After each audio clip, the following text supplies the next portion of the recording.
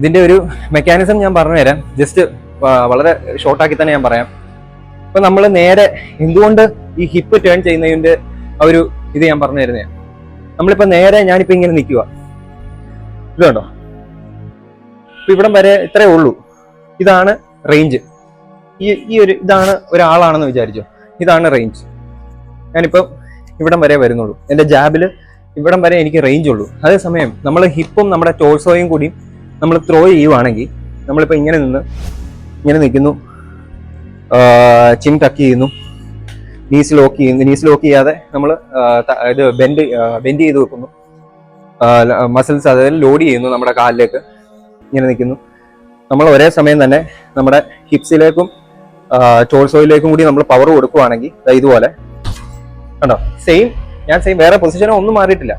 അവിടെ നിന്ന് തന്നെ നമ്മൾ ഇങ്ങനെ നിന്നിട്ട് അവിടെ ഒരു പഞ്ച് കയറി. ഇനി